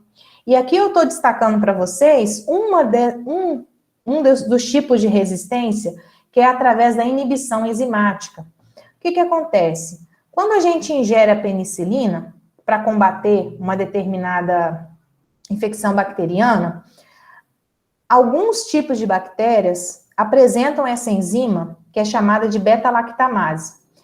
A penicilina, ela possui esse anel aqui, que é o que caracteriza como um anel beta-lactâmico. Então, muitos derivados da família das penicilinas, eles são constituídos por esse anel. O que essa enzima faz? Essa enzima, ela promove a hidrólise desse anel. Aqui a gente tem uma amida, né? Essa amida, ela é clivada, então essa ligação aqui, ela é quebrada, e aí a gente forma um ácido carboxílico e uma amina. A molécula da penicilina, quando essa clivagem acontece, a molécula da penicilina perde sua ação. Então, se você não administra um outro fármaco que iniba, por exemplo, essa enzima, o seu organismo dá condições para que aquela bactéria se torne mais resistente. tá? Então, é extremamente importante ir até o fim quando a gente faz o tratamento para doenças antibacterianas, tá? E aqui, para finalizar, como eu falei para vocês, exemplos de compostos presentes em plantas, fungos e animais, aqui eu coloquei um exemplo, né, de compostos compostos naturais que estão presentes em animais e são importantes para o nosso organismo, né, que são o ômega 3. O ômega 3, ele é um tipo de gordura que está muito presente em peixes, né, em especial o salmão, o atum e a sardinha. Aí eu coloquei aqui entre parênteses, porque não é só no peixe, não é apenas a fonte animal que a gente tem esse ômega 3, ele também está presente na semente de chia e de linhaça. Eu deixei aqui porque o tópico estava animais, né, só para vocês verem que existe outra fonte, mas essa seria a principal, tá? Esse ômega 3, ele é um tipo de gordura que apresenta potente ação anti-inflamatória e pode atuar nos níveis de controle, pode controlar os níveis de glicemia e de colesterol. Então, essa substância, ela existe sob 3 tipos de ácido. Então, o ômega 3, existem 3 tipos de ômega 3. O ácido alfa-linoleico, que é representado por essa sigla, o ácido eicosapentóico e o ácido docosahexaenoico. Então, aqui a gente consegue observar que eles contêm insaturações na sua cadeia, né? E na extremidade dessas cadeias, a gente tem aqui a função ácido carboxílico também, que caracteriza esse grupo de moléculas, tá? Esse ômega 3. E o ômega 3, ele apresenta diversos benefícios para o organismo, tá? Um deles é evitar a formação de coágulo. O coágulo é quando a gente interrompe a passagem normal. Aqui tem a representação de um vaso sanguíneo, né? É quando a gente tem a interrupção da passagem normal de sangue através de um acúmulo de células. Então, a presença dessas células faz com que se forme um trombo, né? Então, evita a utilização de ômega 3, previne a trombose venosa e também a embolia pulmonar. Outra característica, né, outro benefício da utilização do ômega 3 é o combate à depressão, porque essa substância, ela aumenta os níveis de serotonina, dopamina e noradrenalina, que são neurotransmissores relacionados a sensação de alegria, né, a sensação de prazer. Então, você combate a depressão utilizando ômega 3.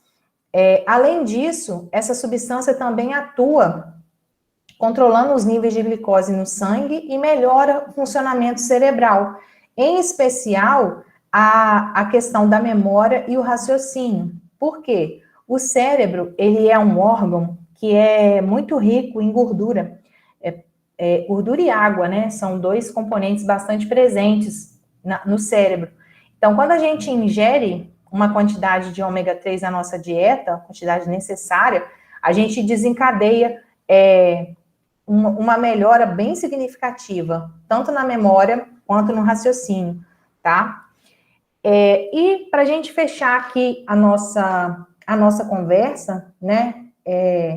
Agora, fazendo um paralelo aqui entre compostos naturais e a COVID, no ano passado foi divulgado esse estudo aí, que esses pesquisadores, eles investigaram diversos produtos naturais com as mais diversas aplicações, antiviral, antitumoral, antibacteriano, antimalárico, substância quimiopreventiva, quimioprotetora, diversas classes de compostos.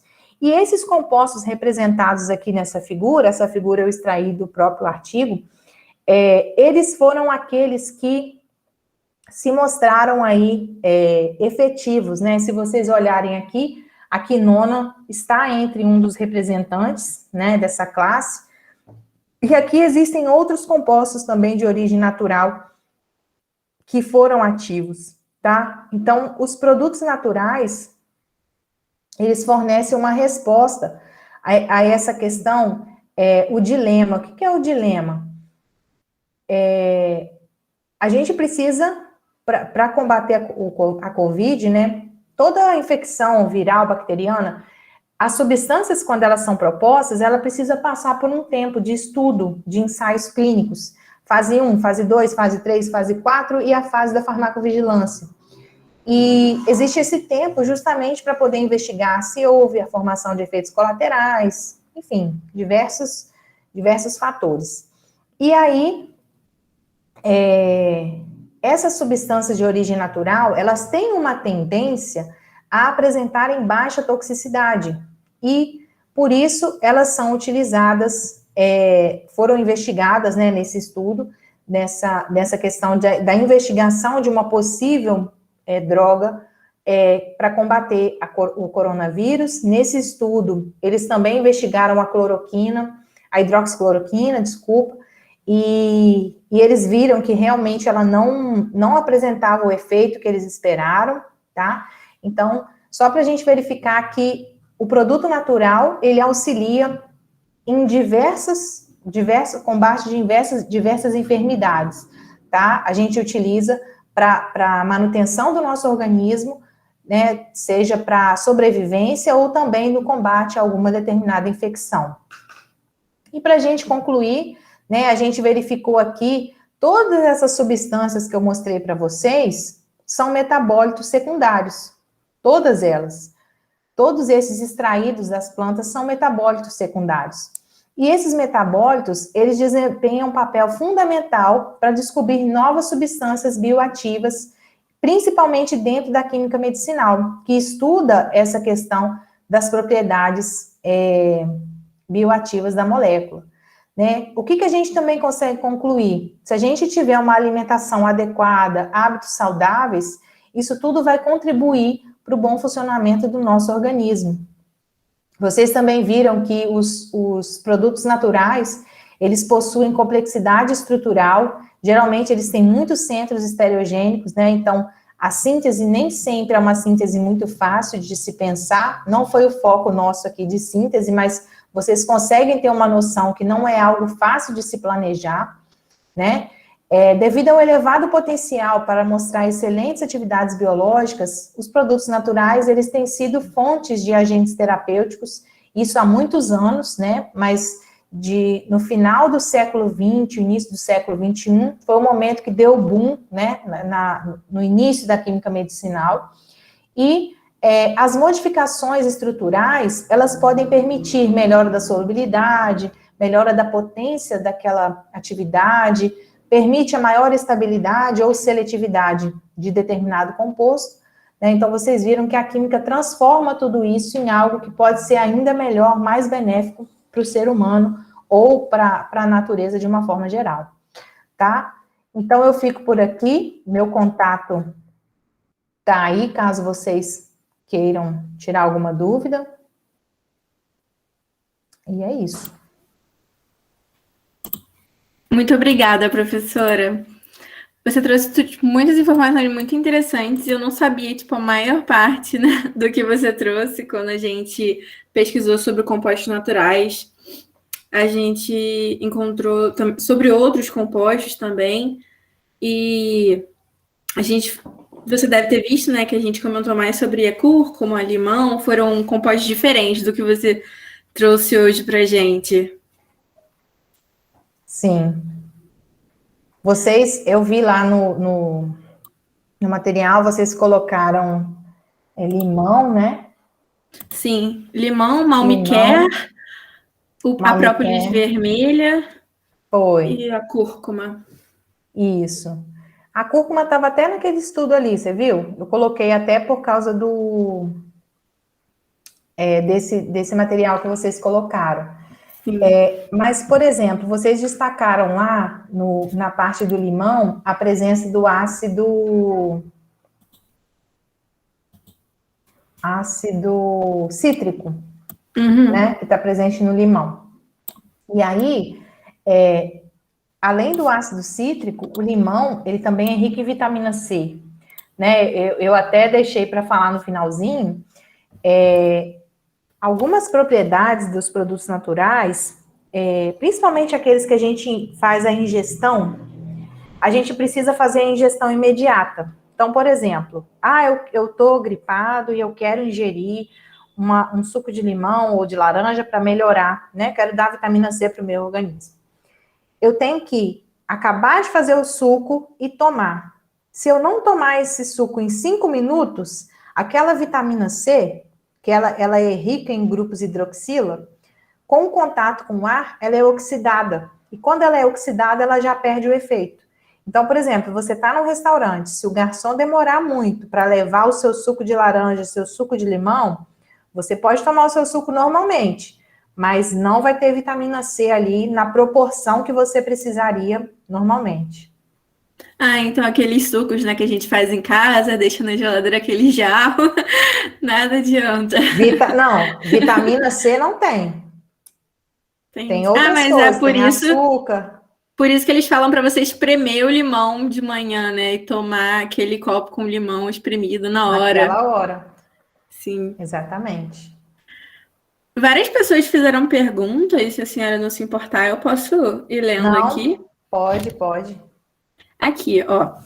A Beatriz, ela fez essa pergunta aqui. Como a senhora vê o Brasil no âmbito de estudos de compostos naturais? Olha, eu acho que a gente vê, assim, a minha visão, a gente explora pouco os recursos que a gente tem. O Brasil tem a maior biodiversidade, né, do planeta, e a gente não sabe investir na pesquisa para extrair essas informações de onde precisa, né? Não precisa ir longe. Se você for aqui para a Serra de Petrópolis, Teresópolis, ali é uma região riquíssima de fauna e de flora, principalmente de flora, né? Então, ali você consegue, com certeza, tem plantas que ainda não foram descobertas, tem plantas que ainda não foram catalogadas, né? E, consequentemente, não se sabe as propriedades farmacológicas relacionadas a essas plantas. Então, assim, a pesquisa ainda está muito aquém, né? Eu esqueci de mencionar também que organismos marinhos também são fontes de produtos naturais. Na UF, a gente tem um grupo na área da química orgânica que trabalha com a extração de esponjas, né? É muito interessante que você, quando tem esse estudo de produtos naturais, é interessante que você pegue a mesma espécie de vários pontos específicos do Brasil. Então, esse grupo, eu conheço um pouquinho do trabalho deles, eles têm espécies de esponjas que foram coletadas em Fernando de Noronha, que foram coletadas em Arraial do Cabo, foram coletadas em outras ilhas, mas é o mesmo tipo de esponja, porém a composição muda totalmente em função do mar que está ao redor, do oceano, né, que está ao redor daquele organismo. Então, assim, a gente ainda tem muito que explorar. Não é só com planta, né? A gente tem muito que explorar, com tudo voltado na parte de produtos naturais. É porque a gente tem muita diversidade, né? E pouco investimento. A Rayana, ela perguntou em qual setor, né, da indústria farmacêutica o engenheiro químico pode trabalhar diretamente com compostos naturais. Em qual setor? Olha, o setor de controle de qualidade ou o setor de síntese mesmo, da indústria.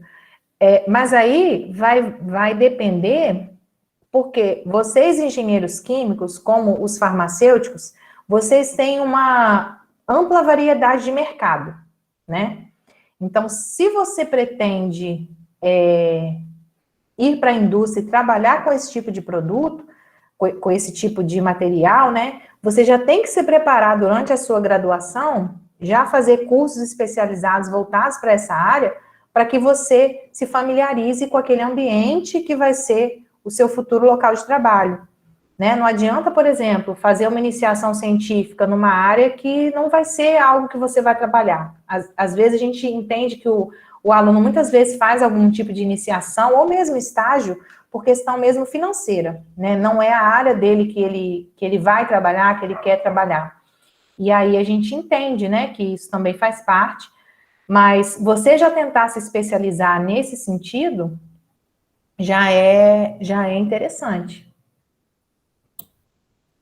Entendi. Para já ter aquele link, né? Já ter um conhecimento prévio.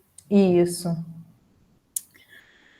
A Renata Beatriz perguntou a sua opinião sobre a qualidade dos compostos oriundos do processamento de biomassa, como o bagaço da cana, e perguntou se as biorefinarias já existentes conseguem entregar compostos naturais com a mesma qualidade do que os obtidos a partir de materiais mais nobres. Olha, a pergunta da Renata foi uma pergunta mais complexa, né? Mais comprometedora. Por quê? Essa questão da biomassa, né? A gente também tem um grupo aqui que trabalha na UF com essa questão da biomassa. Por mais que você tenha o tratamento totalmente voltado para refinar, ele não é, como você colocou ali em aspas, não seria o nobre, né? Não seria um produto obtido de um material mais nobre. Então, eu não saberia te afirmar que a qualidade é exatamente igual. Eu acho que isso aí a gente teria que ver, assim, composição, o tipo de biomassa que você está utilizando. Hoje a gente sabe que tem algumas biomassas que têm porcentagens diferentes, né? Então, saber essa composição seria o ideal para a gente chegar e falar, realmente, essa transformação, né, esse refinamento está sendo interessante para obter essa matéria. Eu não saberia te falar, assim, 100%. Eu não afirmaria. Eu só afirmo depois que analisar os dados e aí a gente consegue chegar a essa conclusão. Sim. Peraí. A Luísa, ela também fez uma pergunta. Ela perguntou se seria possível a produção de remédios contra o câncer através de compostos naturais que ajudam na prevenção dessa doença, fazendo modificações na molécula desses compostos para que traga a cura e não a prevenção da doença. Esse é meu objetivo, Luísa. É isso que eu estou tentando.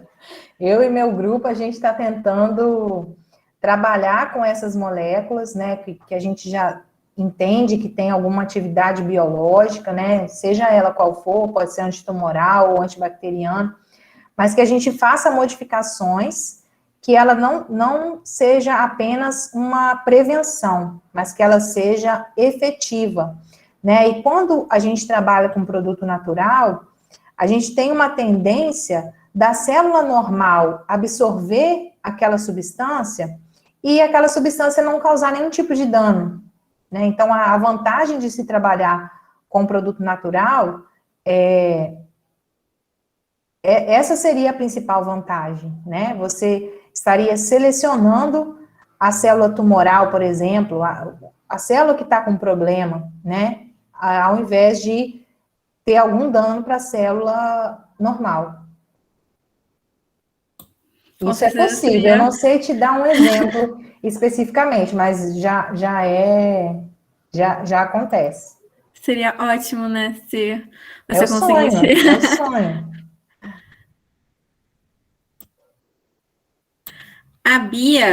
A Beatriz, ela perguntou qual é o método de extração de componentes que a senhora acha que não tem a atenção que deveria e merece mais pesquisa e investimento. Qual o método de extração que não tem atenção? Olha, a extração voltada para produtos naturais, geralmente é aquela que eu falei, a gente utiliza um solvente, que já é muito comum utilizar o diclorometano nessa extração, um solvente que a gente saiba que vai extrair aquele princípio ativo ou aqueles princípios ativos, né? E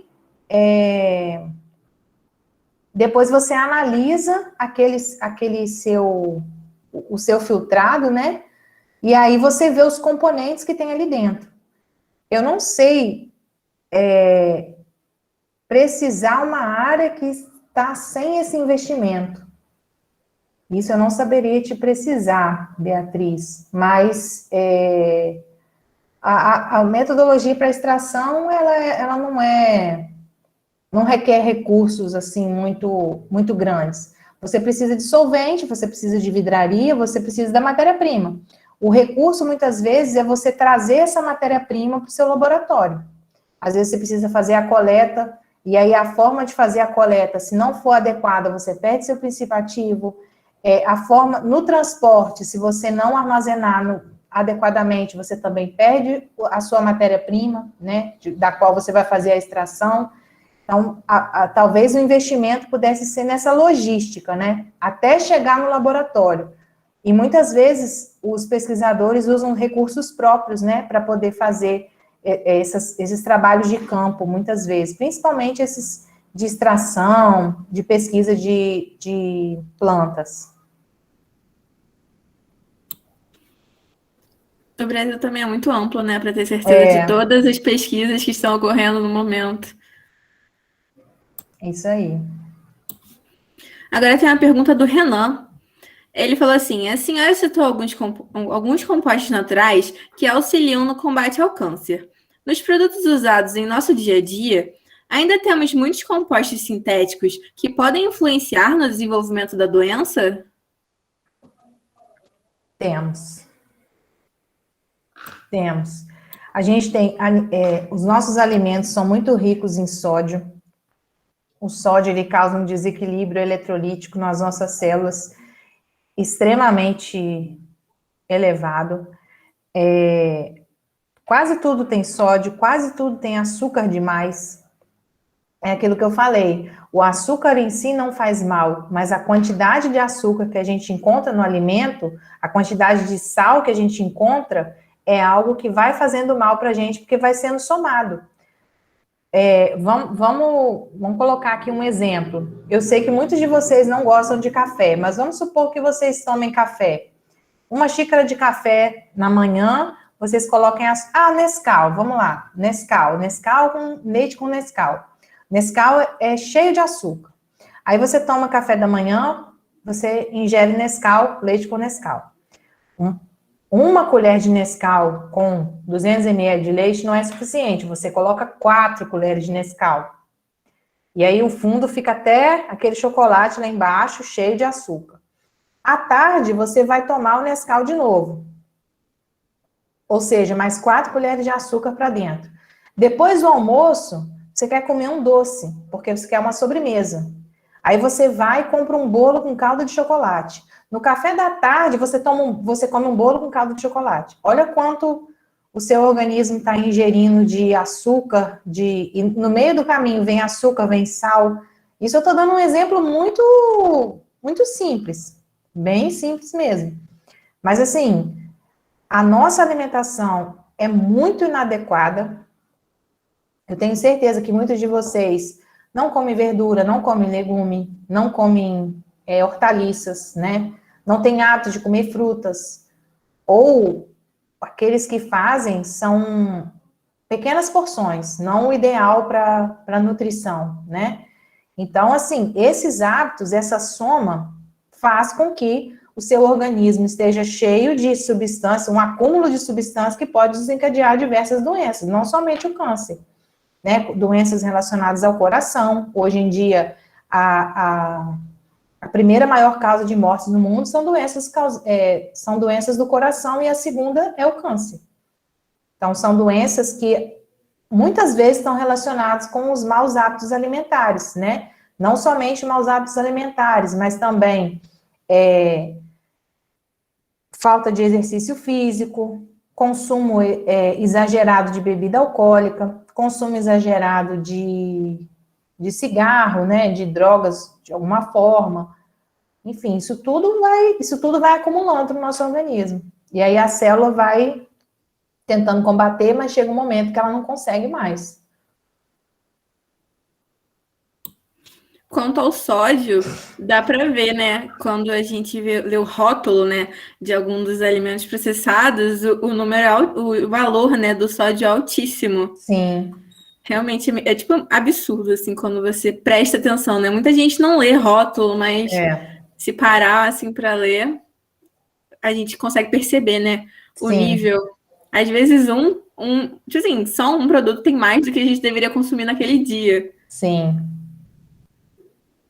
Bom, continuando com o Renan, ele perguntou como a senhora vê essa distribuição entre compostos naturais e sintéticos. Acha que muitos compostos naturais ainda são deixados de lado por uma possível maior viabilidade de aplicação de compostos sintéticos?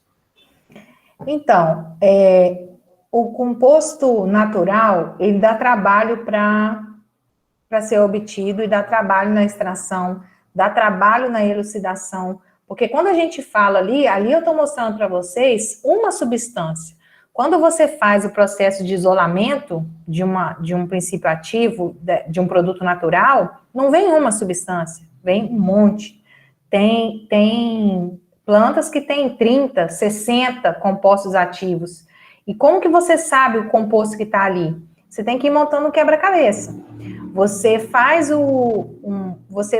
muitas vezes purificação até numa coluna com HPLC ou numa coluna cromatográfica mesmo, e aí você vai pegando as frações, você envia aquelas frações para analisar, e aí, para, por exemplo, análise de ressonância magnética nuclear de hidrogênio, de carbono, e aí você vai montando o seu quebra-cabeça.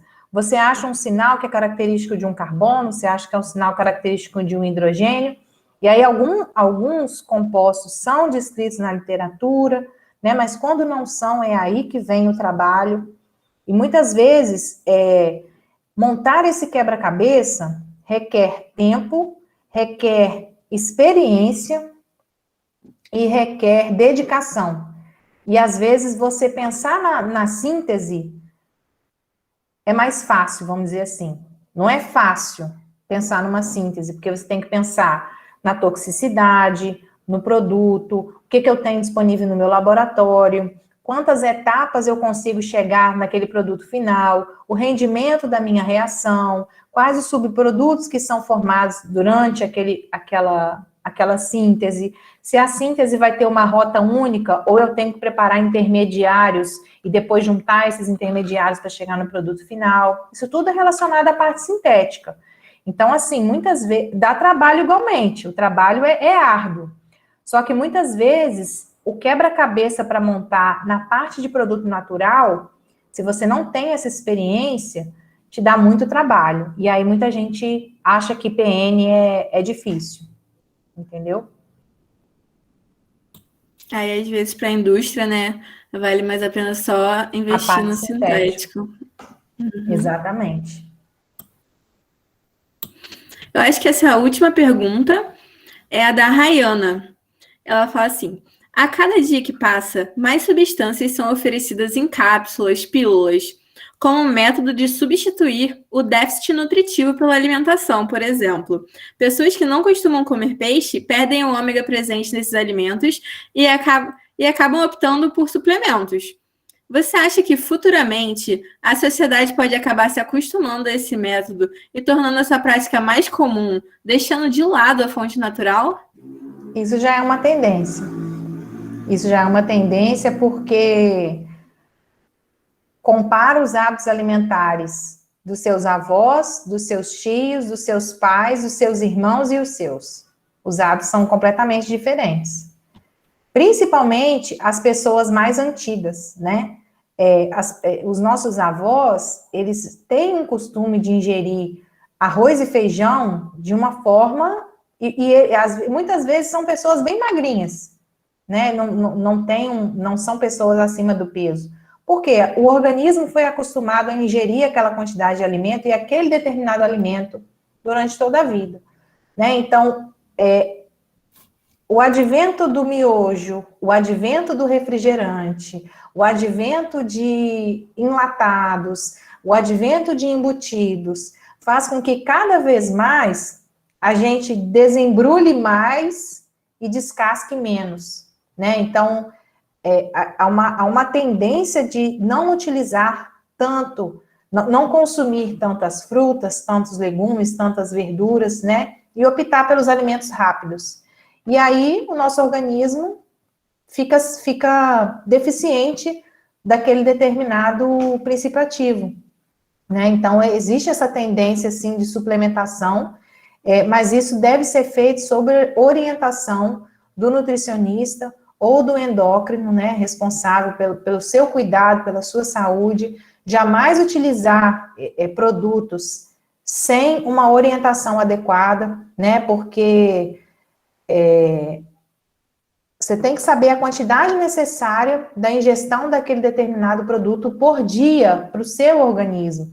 E aí você precisa considerar o seu peso, a sua altura, os seus hábitos, né? Então, tudo isso tem que ser considerado na hora de utilizar uma suplementação, seja ela de qual tipo for, né? Então, às vezes a gente pensa, não, produto natural, não vai fazer mal para a gente, né? Muitas vitaminas que são vendidas, são comercializadas, tem grande quantidade, você olha o rótulo lá, tem grande quantidade de vitamina, e você toma a vitamina e pensa que está se protegendo de determinada coisa, mas, na verdade, o seu organismo só absorve X. Você está ingerindo X mais 3. Seu organismo vai eliminar. Esse X mais 3 que está no rótulo, você está sobrecarregando o seu rim com uma quantidade que não é a ideal para o seu organismo. Por isso que você não pode sair utilizando qualquer tipo, mesmo polivitamínico vendido de forma aleatória. Até isso você precisa saber a quantidade certinha, né, que você precisa ingerir na sua dieta durante o dia.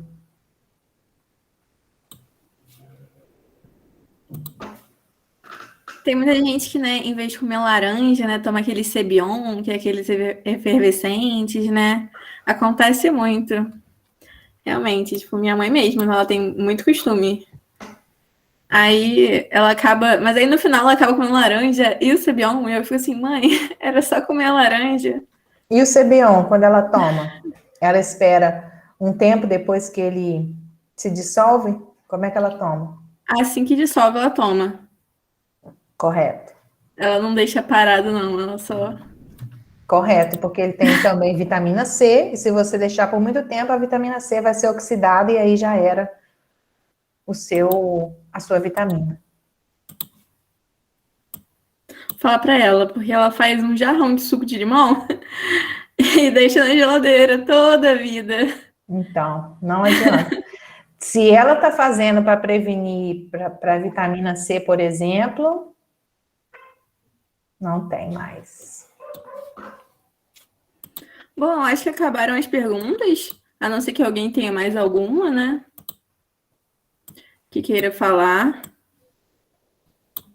Aqui no chat acabaram mesmo. A gente também já enviou formas e também já enviou a palavra-chave. Ok. Bom, professor, eu queria agradecer muito por ter dado a oportunidade, né, de te ouvir falar um pouco sobre compostos naturais. A gente está muito agradecido por isso, por você disponibilizar, né, o seu tempo. A gente gostou muito da palestra. As pessoas estão falando aqui que gostaram bastante no chat. Ah, que bom. Que bom que vocês gostaram, né? Espero aí ter contribuído de alguma forma. Esse tema produtos naturais, compostos naturais, né? Permite que a gente explore de várias formas. E aí eu não queria fazer algo voltado muito para a parte química, né? De classificação dos tipos de compostos, da classificação geral, né? De produtos naturais, como eu falei, terpenos, alcaloides, eu acho que não era esse o objetivo da palestra, né? Eu acho que seria mais baseado no que vocês mandaram, né? Mais voltado para essas aplicações. Né? Então, espero ter contribuído aí para vocês de alguma forma. Me coloco à disposição se vocês precisarem de qualquer coisa no PET, né? Gostei bastante do projeto. E agradeço mais uma vez pelo convite. Sempre que precisarem, podem contar comigo. Só tem uma perguntinha de última hora da Rayana. Rayana. Ela perguntou assim: aqueles sucos integrais de laranja também não têm vitamina C? Porque oxidam? Se tiver uma concentração muito pequena. Que ilusão. Muita Mas coisa que a realmente, gente come e ingere é ilusão.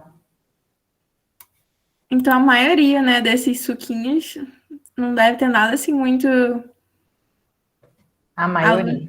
a Luísa fala assim: os de caixinha. De caixinha também. Tudo De passou caixinha o é pior tempo, né? ainda. Se vocês puderem substituir o suco de caixinha por esses sucos de garrafa, eu sei que eles são mais caros, mas se vocês puderem substituir, seria melhor. Ah, eu não gosto, porque eu acho o gosto muito forte. Né? Faz suco natural, faz uma limonada na hora e toma, faz um suco de laranja na hora e toma, entendeu? Faz o suco naquele momento, suco de acerola. A acerola também é rica em vitamina C, é rica em ácido cítrico. Então, são sucos que você precisa consumir naquele momento. Esse seria o ideal. A Beatriz, ela falou aqui, tipo, ela perguntou assim: ah, só se for sintético, não professora. No caso, eu acho que ela tá perguntando se os sintéticos, né, se mantêm. O sintético, sim, esses suquinhos aí de caixinha não tem grande concentração, não. Depois vocês olham o rótulo lá.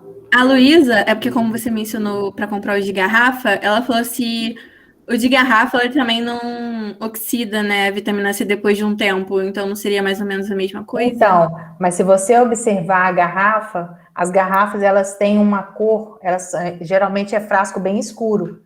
Esse frasco, esse frasco geralmente âmbar, né, ou um verde escuro, ele evita que a vitamina C oxide.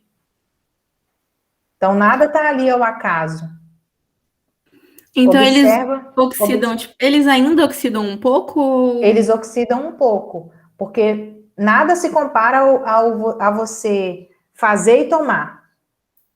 Entendeu? Fazer e tomar, você tem grande concentração, mas a garrafa com aquela cor, você vê que isso tudo está embutido no preço.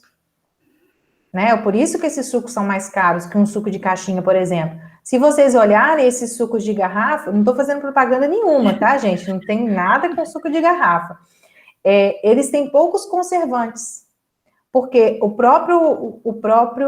a garrafa em si, ela já mantém o que está ali dentro, sem a necessidade de usar tanta quantidade de conservante ou tantos conservantes diferentes. Entendeu? A Bia tá falando sobre cerveja long neck em relação à gelatinha.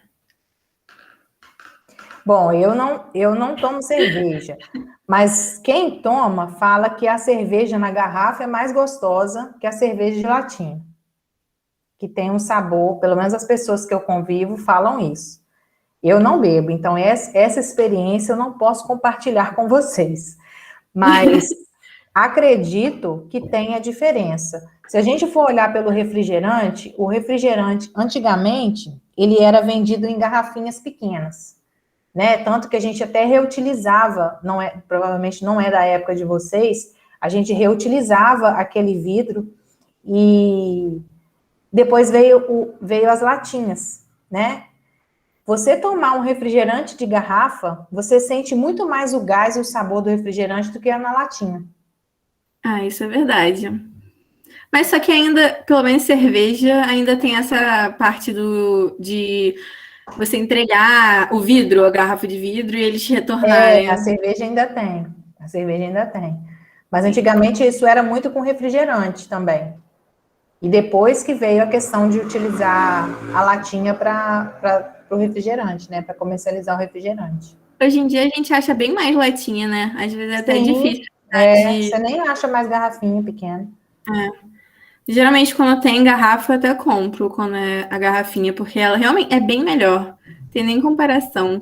Principalmente as de 2 litros. Elas Sim, perdem o gás muito, muito rápido. rapidamente. Muito rápido mesmo. Sim, muito rápido. Voltando ao suco, eu não gosto de suco de fruta. Eu prefiro comer a fruta, sabe? Eu não. Eu Não também não gosto muito de suco, não. Eu acho que é muito melhor comer a fruta do que consumir o suco.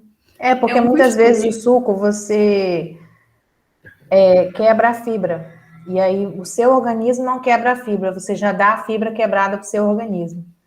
E aí, às vezes, isso não é legal. Tem gente que ela nem come, né? É tipo bagaço de laranja. Eu costumo consumir. Tem gente que só chupa o suco mesmo. Mas dizem que é bom, né? É Consumir bom. o bagaço. É bom para o intestino, é bom sim. Ai, a gente tá A aqui Emily enrolando também várias foi minha pessoas. aluna. A Emily, Beatriz, foram minhas alunas, que eu tô lembrando aqui. Tem algo pra falar, gente? Podem falar, não sejam tímidos. Só agradecer mesmo, professora. Eita. Deu eco, mas tudo bem. Obrigada. De nada. Tá todo mundo agradecendo aqui, a Alexia, a Rayana, a Bia. Eu acho que é isso. O Acho que é Heitor isso, né? também. Eu agradeço a vocês pela paciência, que às vezes eu falo muito. A gente empolga, mas tá bom. Conversamos bastante. Foi ótimo, professora. É, Muito obrigada. de nada. Qualquer coisa aí vocês vão ter meu contato.